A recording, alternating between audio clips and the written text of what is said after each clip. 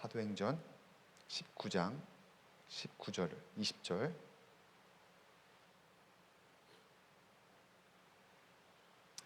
네, 우리 한 목소리로 같이 한번 읽겠습니다. 시작.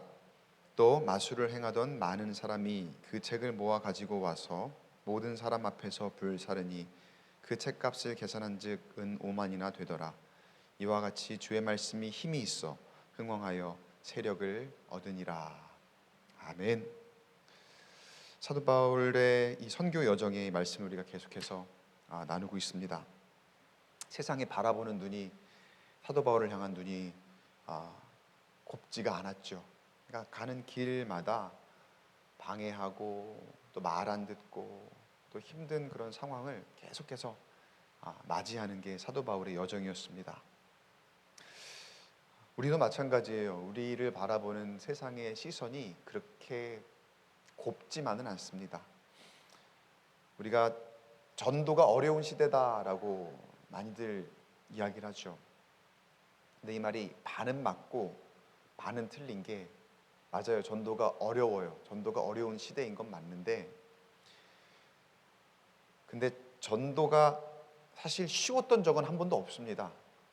지금 시대만 전도가 어려운 게 아니라 어떤 시대든지 전도는 사실 어려웠습니다. 근데 우리는 지금 시대만 전도가 어려운 것처럼 얘기하곤 하죠. 전도가 쉬운 적이 없었는데 우리가 지금 전도를 어렵다라고 얘기하면, 그러면 그게 누구의 문제일까요? 세상의 문제일까? 시대의 문제일까? 아니면 우리의 문제일까? 생각해보면 저도 그래요. 전도가 참 어려운 시대예요. 저도 이렇게 얘기를 해요. 근데 한번 돌이켜 생각을 해봤어요. 교회사를 공부하고 또 한국교회사를 공부하며 우리를 거쳐갔던 그 수많은 선교사님들, 교회를 세우셨던 수많은 선교사님들을 생각해보면, 또 멀리 오늘 우리가 다룰 사도 바울을 생각해보면, 사도 바울은 잘 어떤 시대적인 그런 상황, 그런 것들이 조금 더 괴리가 있잖아요. 그래서 가까운 조선시대를 한번 생각해보면, 이 땅의 선교사님들이 조선에 와서 복음을 전하실 때 과연 우리가 전도할 때보다 쉬우셨을까? 그렇지 않았을 거란 말이죠. 공부를 조금 우리가 좀만 해봐도 알겠지만 그때의 전도는 지금보다 훨씬 더 어려웠죠. 근데 우리가 전도가 어렵다, 전도가 어려워요 라고 말할 때 저를 포함해서 우리는 마치 이 땅에 복음을 전하셨던 선교사님들이 하셨던 것보다 더 어려워요 라고 말하는 것 같습니다. 사도 바울 씨도 마찬가지입니다. 사도 바울이 지금 엄청난 능력을 보이고 선교를 하고 있고 전도 여행을 통해서 교회를 세우고 하고 있는데, 과연 그때는 쉬웠을까? 아니면 사도 바울이 애초에 복음 전도자로 엄청난 능력의 소유자였기 때문에 그렇게 할 수 있었던 것일까? 사도 바울은 원래 핍박하는 사람이었죠. 박해자였죠. 그러나 하나님이 그를 완전히 바꾸셨기 때문에 그 어려운 시대에도 이러한 일들이 사도 바울을 통해서 일어났고, 또 하나님께서 능력을 주신 선교사님들이 이 조선 땅에 오셔서 복음을 전했기에 우리가 이 시간 함께 말씀을 듣고 교회를 세우며 나아갈 수 있게 된 줄 믿습니다. 그 어떤 특별한 능력이 있는 사람을 통해서 일하시는 것이 아니라 어느 시대든지 어렵지만 힘들지만 하나님께서 한 사람을 변화시키시고 한 사람을 바꾸시고 교회를 세우시고 그 교회에 능력을 주셔서 이 모든 일들을 감당케 하심을 믿습니다. 세상이 이 시대에 교회를 바라보는 시선을 한번 우리 생각해 봐요. 그 어느 때보다 풍요로운 삶을 살아가고 있는 시대입니다. 물론 사각지대, 우리가 보이지 않는 곳에 또 그 어느 때보다 빈곤한 계층도 있지만, 그 어느 때보다 물질이 풍족하게 넘쳐나고 없어서 못 먹어서 생기는 병보다는 더 많이 먹어서 더 많이 가져서 생기는 병이 더 많은 이 시대에, 그러다 보니까 사람들이 자신의 힘을 많이 의지합니다. 그리고 너나 할 것 없이 이 시대에 물들어서 교만해집니다. 이 모든 것이 하나님께서 주신 것이라는 생각을 하지 못하게 됩니다. 하나님께서 세상의 주인이시고 주관자가 되시는데 우리의 죄가 우리의 시선을 가립니다. 그래서 주님을 바라보지를 못합니다. 그런 세상 가운데, 그런 시대에 우리가 살고 있고 신앙생활을 하고 있어요. 어려워요. 전도도 어렵고 예배도 어렵고 기도도 어려워요. 그럼 그냥 안 된다고 해야 될까요? 하나님 안 되는데요. 하나님 못 하겠는데요. 그런 상황 가운데에 우리 그리스도인들이 어떻게 해야 할까를 오늘 말씀 안에서 사도 바울을 통해서 우리에게 보여주십니다. 오늘 사도 바울 말씀을 통해서, 사도행전 말씀을 통해서 주님 주시는 지혜를 깨닫게 되기를 간절히 소망합니다. 19장의 말씀을 함께 나누는데 계속해서 사도 바울이 선교의 여정 가운데 어려운 일을 만납니다. 지난 시간에도 만났고 지지난 시간에도 만났고 매일매일 그냥 어려운 일들은 만나요. 그게 그냥 일상이에요. 그러나 하나님께서 그때마다 헤쳐나갈 힘을 주시고 또 그 주변에, 그 가운데 같은 편이 있다는 것을 알게 하셨습니다. 그리고 그 힘을 얻어서 계속 사명을 감당하는 일들을 반복하는 거예요. 그러다가 또 한 번 하나님의 그 사명을 감당하며 8절에 이런 일이 있습니다. 8절에 바울이 회당에 들어가 석 달 동안 담대히 하나님 나라에 관하여 강론하며 권면하되. 사도 바울이 자신이 해야 할 사명을 묵묵히 계속해서 감당하는데 여기에 석 달 동안이라는 기간, 담대히 전했다라고 여기서 설명을 하고 있죠. 석 달 기간이라는 그 기간 동안에 굉장히 담대하게 이 듣는 사람들을 권면하고 하나님 나라의 말씀을 열심히 전했더라. 열심히 했습니다. 담대하게 했습니다. 우리가 이런 얘기 많이 하죠. 두려워하지 말고 담대하라. 열심히 감당하면 하나님께서 이루실 것이다. 사도 바울도 그렇게 했습니다. 담대하게 했습니다. 그런데도 어떤 사람들이 있었느냐?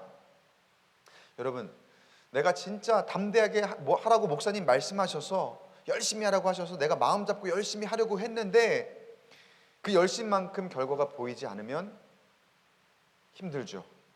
더 낙심되고 더 낙담되죠. 우리 학생들 정말 한번 마음 잡고 공부 열심히 해보려고 했는데 쉽게 결과가 나오나요?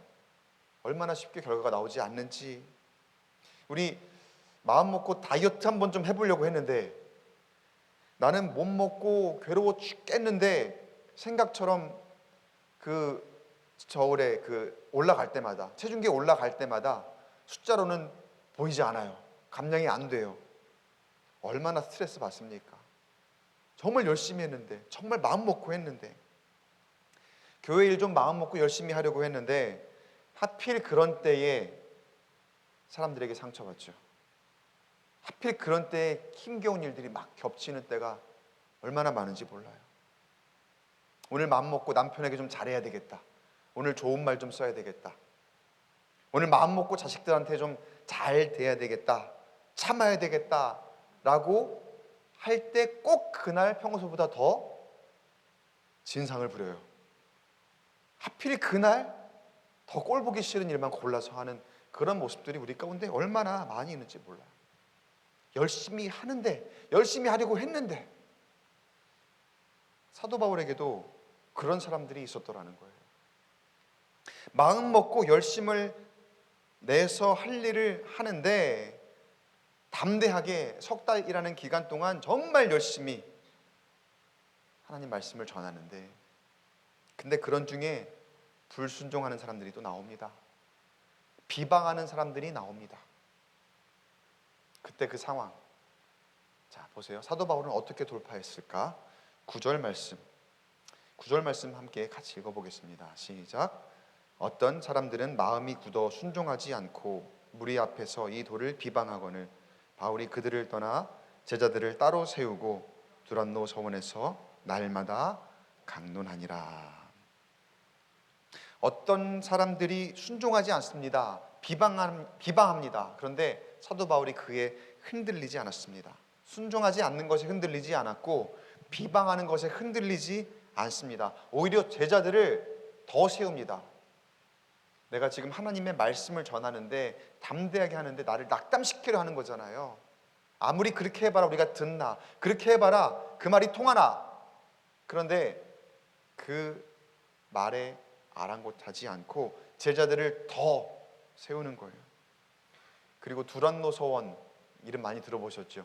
두란노 서원이라는 곳에서 오히려 날마다 강론했더라. 더 쉬지 않고 열심히 하나님의 일을 감당했더라는 거예요. 이렇게 하기를 얼마나 했을까요? 10절에 보면은요, 2해 동안 이같이 하니 아시아에 사는 자는 유대인이나 헬라인이나 다 주의 말씀을 듣더라. 석 달 동안 하니까 불순종하는 사람들이 여전히 있었습니다. 비방하는 사람들이 여전히 있었습니다. 근데 사도 바울은 거기에 포기하지 않고 그 사람들 바라보지 않고 석 달 동안 열심히 해서 안 되니까 2년을 더 열심히 하는 거예요. 석 달 동안 안 되니까 2년을 매일같이 두란노 서원에서 강론하기를 계속 했더니 유대인이나 헬라인이나 다 주의 말씀을 듣더라. 할렐루야. 사랑하는 성도 여러분, 이제 곧 우리 새해 맞이할 텐데 새로운 결단, 새로운 마음 먹는 우리의 다짐 많이 할 거 아닙니까? 작심삼일은 안 되겠죠. 근데 여러분, 3일을 해서 안 될 수도 있습니다. 그래서 작심삼일이 되는 거죠. 석 달 동안 해서 열심히 한다고 했는데, 마음 먹고 한다고 했는데, 담대하게 한다고 했는데, 나름대로 최선을 다한다고 했는데 쉽지 않아요. 안 될 수도 있어요. 꼭 그대로 내 뜻대로 될 수 있지 않아요. 그럼 어떻게 해야 될까요? 사도 바울이 어떻게 했습니까? 석 달 안 되니까 2년을, 그보다 더 열심히 2년을 날마다 그 일에 매진합니다. 사랑하는 성도 여러분, 올 한 해를 마무리하면서 저는 이거 성령께서 저에게 주시는 감동이에요. 잘 안 되었다고 그 생각에 멈추지 말아라. 올 한 해 아쉬운 게 참 많이 있죠. 저 스스로를 돌아볼 때 여러분들은 어떠실지 모르겠어요. 저는 참 많이 아쉬운 게 있어요. 물론 작년도 아쉽고 재작년도 아쉽죠. 근데 올해 참 많이 아쉬운 게 있어요. 근데 그 아쉬운 것, 잘 안 된 것 생각하면 낙담이 되죠. 그런데 하나님 주시는 감동이 거기에서 멈추지 말아라. 내년에 더 열심히 해라. 내후년에 더 열심히 해라. 지금 안 된 것에 낙담하지 말고 열심히 가르치고 열심히 전하고 열심히 돌보아라. 여러분 마찬가지입니다. 성령께서 저에게 동일한 감동을 주실 줄 믿습니다. 그렇게 주시기를 축원합니다. 잘 안 되었다고 여러분 낙심하지 마시고, 내년에 시작하면서도 처음에 잘 안 된다고 거기에 머무르지 마시고, 사도 바울에게 주신 힘과 능력 우리에게 주실 것을 기대하면서 묵묵히 더 열심히 감당하는 우리 모두가 되기를 간절히 소망합니다. 우리도 사도 바울에게 그러셨던 것처럼 지금의 현상이 어떻더라도, 누가 뭐라고 해도 주님이 일하심을 기대하면서 내년을 더 힘차게 시작할 수 있기를 간절히 축복합니다. 세상에 낙담할 만한 일이 얼마나 많습니까? 사람이 낙담시키죠. 또 사람들이 낙담을 시킵니다. 사도 바울이 더 열심히 하고자 2해 동안 제자들을 더 세우고 날마다 강론하는 중에, 여러분 그 중에는 그러면 불순종하는 사람들, 또 비방하는 사람들 없었을까요? 한순간에 내가 석 달 동안 안 됐으니까 이제는 더 열심히 두 해 동안 해봐야 되겠다라고 마음 먹는 순간 불순종하는 사람들, 비방하는 사람들이 한순간에 없어졌을까요? 아니요. 여전히 있었을 거예요. 계속 있었을 거예요. 그러나 차츰차츰, 여러분, 우리 믿음이 중요합니다. 하나님 말씀에 힘이 있으니 우리가 그 말씀을 의지하여, 그 힘을 의지하여 다른 게 돌아보지 않고 꿋꿋이 걸어간다면 악한 영이 더 이상 그 어떤 사람들을 통해서 우리를 공격하지 못하게 될 줄 믿습니다. 그러니 여러분, 어떤 상황에서도 주님이 함께 하심을 믿고 열심히 말씀대로 행하면, 사람의 이야기대로가 아니라 말씀대로 행하면, 그런 믿음 가지면 하나님께서 이루실 것을 믿습니다. 또 한 가지, 이 지금 낙담하는 것이 현상에 집중하니까 이런 일들이 생기는 거 아니에요? 내가 하나님 말씀 붙잡고 가려고 하는데 주변에 도와주질 않는 거죠. 그러니까 내가 낙담하는 거고, 아니 석 달을 열심히 했는데도 이게 안 보이네. 그러니까 현상에 이렇게 내가 기울어지는 거죠. 근데 또 하나, 현상에만 집중할 때 우리가 낙담하는 것과 마찬가지로 실수할 수 있는 모습이 있어요. 어떤 거냐? 자, 하나님께서 사도 바울을 통해서 그 사역 중에 굉장히 많은 능력을 보여주십니다. 오늘 11절 12절 말씀 보니까요, 하나님이 바울의 손으로 놀라운 능력을 행하게 하시니 심지어 사람들이 바울의 몸에서 손수건이나 앞치마를 가져다가 병든 사람에게 얹으면 그 병이 떠나고 악귀도 나가더라. 그러니까 하나님께서 사도 바울에게 그 말씀에 의지하여 행하는 모든 일들을 통해 놀라운 치유의 역사, 그리고 마귀가 떠나가는 그런 놀라운 일들을 보여주시는 거예요. 여러분, 이 모든 능력은 어디서 나오는 거라고요? 말씀에서 나오는 것임을 믿으시기 바랍니다. 모든 능력은 하나님 말씀으로부터, 다른 곳이 아니에요. 하나님 말씀으로부터예요. 그런데 이 사도 바울이 행하는 일들을 보니까 사람들이 혹하는 거죠. 현장을 바라보는 거예요. 이 모든 사도 바울의 행위는 하나님 말씀에 근거하여 거기서부터 나오는 역사고 능력인데, 사람들이 그 현상을 바라보면서 그 능력의 중심에 하나님의 말씀이 있다는 사실을 모르고 어떤 어처구니 없는 행동을 하는가 보세요. 13절 함께 한번 읽어볼게요. 시작. 이에 돌아다니며 마술하는 어떤 유대인들이 시험 삼아 악귀 들린 자들에게 주 예수의 이름을 불러 말하되 내가 바울이 전파하는 예수를 의지하여 너희에게 명하노라 하더라. 능력만 보고서, 현상만 보고서 혹하는 사람들이, 또 그러한 것들을 이용하려는 마술사들이 사도 바울의 흉내를 내는 거죠. 사도 바울의 흉내를 내면서 그 겉으로 보이는 것만 어떻게 내가 똑같이 할 수 있지 않을까. 이따 얘기하겠지만 이 마술사들은 모든 이 행하는 것들을 돈으로 하는 사람들이거든요. 돈을 위해서 하는 사람들이거든요. 그러니까 그걸로 어떻게 비즈니스를 좀 해볼 수 있지 않을까, 어떻게 내가 돈을 벌어볼 수 있지 않을까라는 그런 생각에 사도 바울의 흉내를 막 내는 거예요. 그러면서 자신이 믿는 예수도 아니에요. 여기 뭐라고 해요? 바울이 전파하는 예수를 의지하여 너에게 명하노라 라면서 악귀한테 얘기를 하는 거죠. 근데 여러분, 이 현상만 바라보고 혹하는 이 모습, 이게 그때의 마술사들만의 이야기가 사실 아닙니다. 겉모습만 보고 세상의 가치로 우리는 교회를 바라보고 있지 않습니까?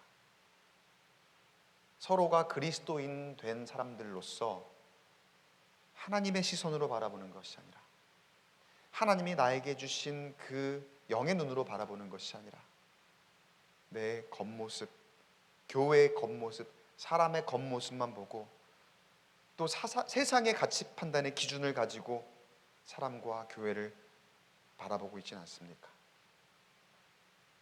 그래서 그 사람의 주변의 현상, 교회 주변에 일어나는 그저 내 세상의 눈으로 바라보는 현상, 그것에만 집중하고 있는 우리의 모습은 아닌지요. 만약에 우리가 그저 형식적인 예배하고 있었다면, 형식적인 기도하고 있었다면 변화되어야 합니다. 주님을 바로 보아야 하고요, 주님의 능력을 온전하게 의지해야 합니다. 그러려면 우리 예수님으로 충만해야 됩니다. 세상의 가치를 비워내고 예수님으로 충만해야 할 줄 믿습니다.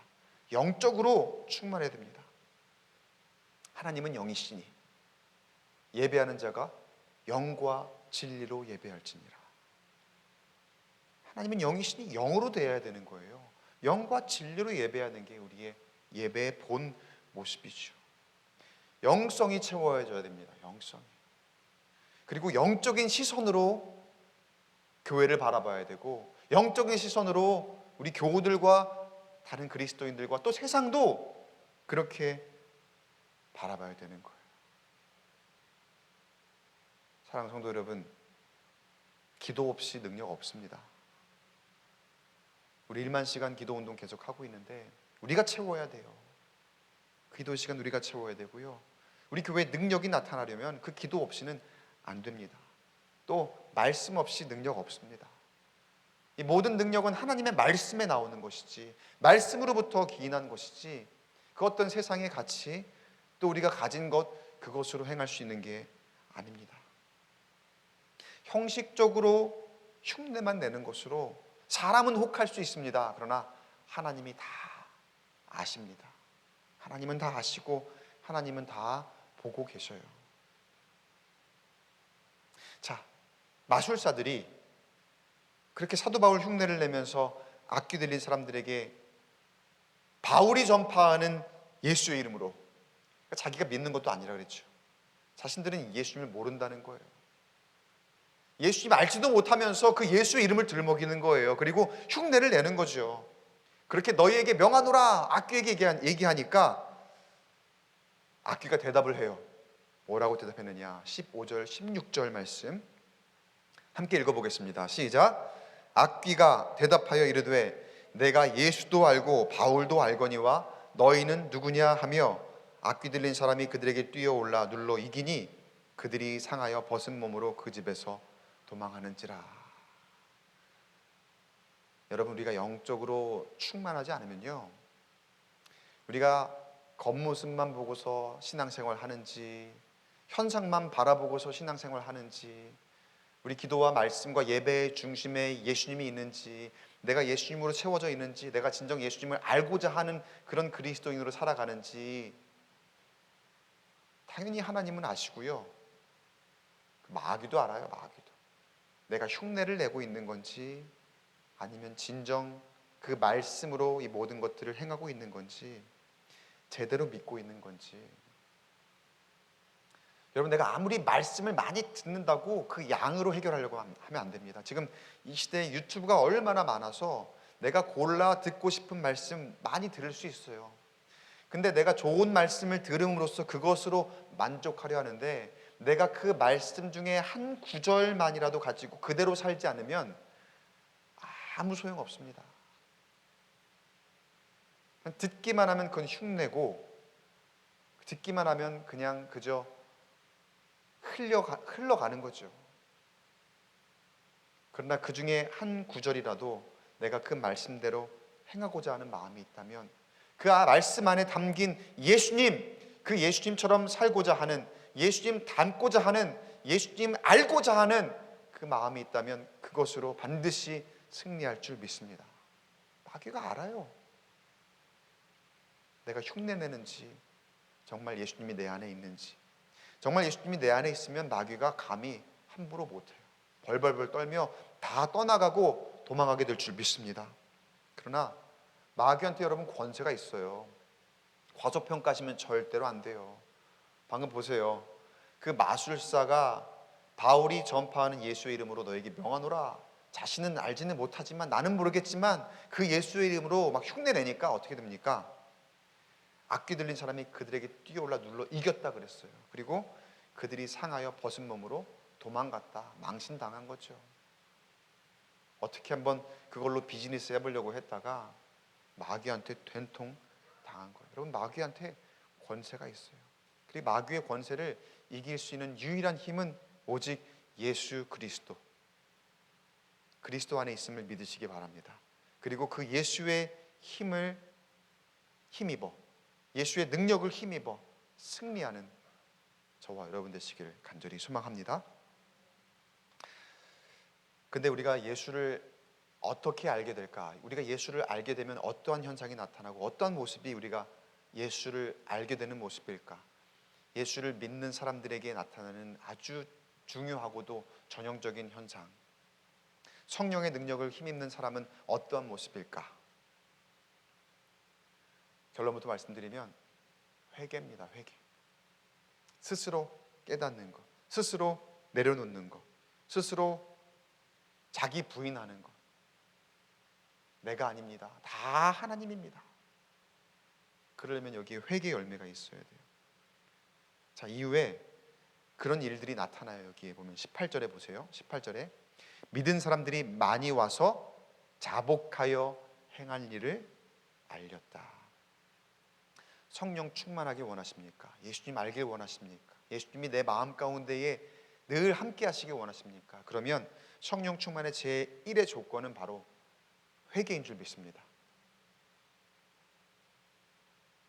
통회하고 자복하는 심정으로 모두 주님 앞에 내려놓고 엎드리는 것, 나를 내려놓고 자기 부인으로 세상의 가치를 다 내려놓고 하나님 주신 시선으로 바라보는 것, 그것이 제일이에요. 그것이 제일 우선이에요. 지금은 두렵습니다. 내가 가지고 있는 거 내려놓는 거, 하나님이 내 길을 인도하시는 그 길이 좁은 길이고 험한 길일까 봐 염려되는 거 있죠. 그러나 그 염려에, 그 현상에 붙잡혀서 내가 주저하면 아무 일도 일어나지 않습니다. 그러나 내가 결단하여 오직 주님 주신 시선으로 바라보겠습니다. 나를 부인하고 오직 내 안에 하나님만 있습니다. 그렇게 영으로 예배할 때, 전심으로 기도할 때 하나님께서 우리에게 그동안은 경험할 수 없었던 놀라운 일들을 나에게 보여주시고 나를 통해서 이루어 주실 줄 믿습니다. 자, 성령의 역사를 따라서 마술사들에게 일어난 일들을 한번 볼게요. 사도행전에 기록되어져 있는 엄청난 일들입니다. 19절 함께 읽겠습니다. 시작. 또 마술을 행하던 많은 사람이 그 책을 모아 가지고 와서 모든 사람 앞에서 불사르니 그 책값을 계산한즉 은 5만이나 되더라. 성령의 충만함이, 사도 바울을 통해서 성령께서 그 가운데 역사하시니까 사람들에게 예수의 마음이 품어지고 어떤 현상이 일어납니까? 그러니까 마술사들이 어떻게 하면 내가 알지도 못하는 예수의 이름으로 비즈니스를 해볼까라고 했던 그 마음에서 그들이 그동안 의지했던 그 마술책들이 있어요. 그게 다 돈벌이의 수단들이거든요. 그게 일종의 밥줄입니다. 밥줄. 근데 그것들을 다 가지고 와서 사람들은 통회 자복하며 회개함으로 그 앞에 엎드리고 예수님을 더 알고자 하는 마음이 있고, 마술사들은 자기가 가진 세상의 가치를 다 내어놓는 거예요. 그거 다 빼버리고 오직 예수면 됩니다, 오직 성령 충만이면 됩니다 라는 그 마음으로 그 책들을 다 사람들 앞에서 불사르니 그 책의 가치가 엄청났더라는 거죠. 은 5만이나 되더라. 당시에 성령 말씀, 마술을 행하던 사람들이 굉장히 많았다고 합니다. 방금 많은 마술사들이라고 그랬어요. 아까 한 사람이 아니라. 근데 그 사람들이 그 책을 싹 다 가지고 와갖고, 원래는 그 모든 것들로, 그 책들로 더 많은 돈을 벌기 위한 것들이잖아요. 앞으로 그걸로 엄청나게 많은 돈을 벌 수 있는 그런 재료들인데, 그걸 다 버린 거예요. 사도 바울이 예수님 만났던 것처럼 사도 바울이 담대하게 그 현상에 낙담하지 않고 계속해서 제자들을 더 세우고 그 일을 한 해가 되었건 두 해가 되었건 계속해서 그 일들을 묵묵히 감당했을 때 베드로에게 찾아오셨던 예수님, 삭개오에게 찾아오셨던 예수님, 그 예수님이 그 예수의 이름을 어떻게 하면 팔아먹어서 형식적으로라도 사람들을 혹하게 할 수 있을까까지 마음먹었던 이 마술사들에게까지 임하셔서 그들의 마음을 변화시켜 주시고 그들로 하여금 성령 충만 하나님의 일을 감당하도록 인도하심을 믿습니다. 베드로에게 임하신 예수님이 베드로로 하여금 어떻게 하겠습니까? 배와 그물을 다 버리고 예수님을 따르게 하셨죠. 삭개오에게 임하셨던 예수님이 삭개오로 하여금 어떻게 하게 하셨습니까? 그가 가진 재산의 절반을 갓난한 사람들과 나누게 하셨고 속여서 빼앗은 것이 있다면 네 갑절이나 갚겠다 말하게 하셨죠. 여기 마술사에게 임하셨던 예수님, 그가 가진 모든 마술책들을 자기의 전 재산이죠. 사람들 앞에서 다 불사르고 그 말씀을 따라 살게 하셨습니다. 여기서 우리에게 예수님이 가르쳐 주시는 중요한 말씀의 의미는 무엇입니까? 예수님 한 분이면 족합니다. 내게 그 어떤 좋은 것이 있어도 예수님 한 분이면 그 예수님 한 분으로 형통할 줄 믿습니다. 그 예수님 한 분으로 강건할 줄 믿습니다. 그 예수님 한 분이 길과 진리요 생명 되십니다. 저 하늘 가는 길에 우리와 함께 가시는 주님이시니 그 어떤 세상의 가치보다 중요한 그 예수님의 가치를 힘입고 영의 눈으로 주님을 똑바로 바라볼 수 있는 우리 광교 꿈의 교회 수협에 나오신 모든 성도 여러분 되시기를 간절히 축복합니다. 20절에 이와 같이 주의 말씀이 힘이 있어 흥왕하여 세력을 얻으니라. 여러분, 말씀에 힘이 있습니다. 그 말씀을 의지해야 우리의 교회가 흥왕할 수 있습니다. 우리 영이 세력을 얻을 수 있습니다. 악한 영이 감히 틈타지 못합니다. 음부의 권세가 이기지 못한다. 반석 위에 세운 교회는 그렇게 하나님께서 세우셨다고 말씀하셨습니다. 우리 교회 위에 그렇게 세우셨습니다. 그 말씀으로 더욱 단단하게 세워져 나아가는 내년이 되기를 기대하면서 우리의 자세, 우리의 태도를 다시 한번 가다듬기를 바랍니다. 나를 낮추고 하나님 앞에서 영의 눈으로 바라볼 수 있기를, 그것이 우리의 다짐 되기를 주의 이름으로 간절히 축복합니다. 우리의 기도할 것은 주님, 똑바로 보기 원합니다. 바로 보기 원합니다. 바로 보는 눈을 주셔서 주님의 일에 세상의 가치가 아닌 하나님 마음으로 그 일에 귀히 쓰임받게 하여 주시옵소서. 그렇게 기도하며 결단하는 이 시간 되기를, 그리고 앞으로의 우리의 인생 그리고 내년 한 해를 살아가기를 주의 이름으로 간절히 축원합니다.